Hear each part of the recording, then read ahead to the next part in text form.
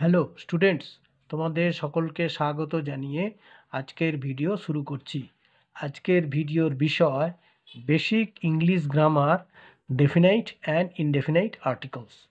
এখানে কি দেওয়া হয়েছে না, fill in the blanks with correct articles choosing from the ব্র্যাকেটসের মধ্যে আর্টিকেলের গুলো দেওয়া আছে, তাদের মধ্যে থেকে সঠিকটি বেছে নিয়ে শূন্যস্থান পূরণ করতে হবে।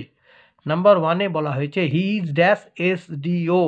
এখানে এ এবং অ্যান এর মধ্যে থেকে চুজ করতে হবে।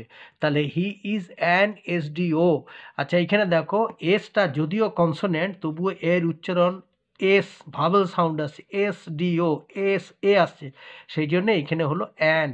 আবার বলে দিচ্ছি, যদিও এটি ভাওয়েল এই কনসোনেন্ট, তোর সাউন্ডটি হচ্ছে ভাওয়েল সাউন্ড, সেই জন্য এর পূর্বে ভাওয়েল সাউন্ড হওয়ার জন্য এর পূর্বে অ্যান হলো।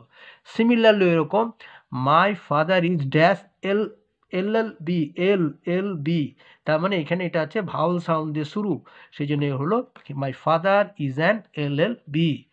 এখানে নাম্বার 3-তে বলা হয়েছে honesty is the best policy. ঠিক আছে, এখানে এটা যেহেতু সুপারলেটিভ ডিগ্রি, সেই জন্য তার পূর্বে সর্বদাই কি হবে, দা বসবে। তাহলে honesty is the best policy.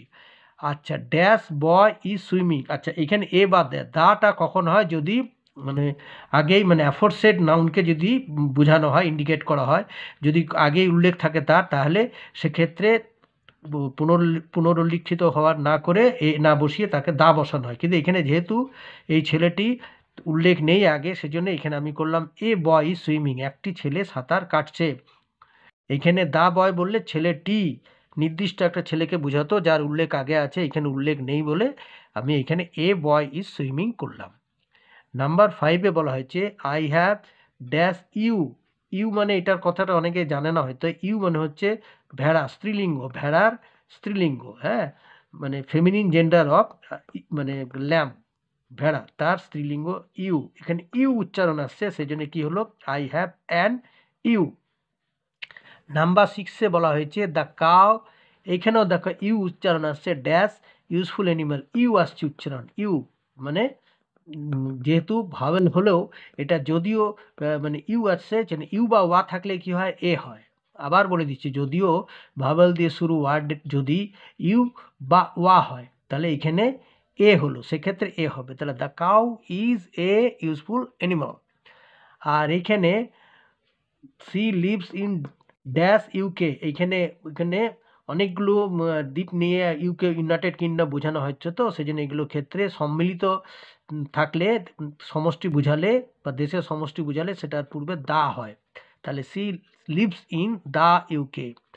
আর এইখানে কোনো কিছু বলা নেই, এইখানে না বসিয়ে বোঝাতে হবে। দ্য ডগ বলতে আমরা দা বসিয়ে একটা ওই শ্রেণী বা প্রজাতি বুঝায়। দ্য ডগ মিন্স কুকুর প্রজাতি, মানে কুকুরের যে সমস্ত কুকুর প্রজাতি বা শ্রেণীকে বোঝানো হয়। The dog is a domestic animal, কুকুর গৃহপালিত পশু।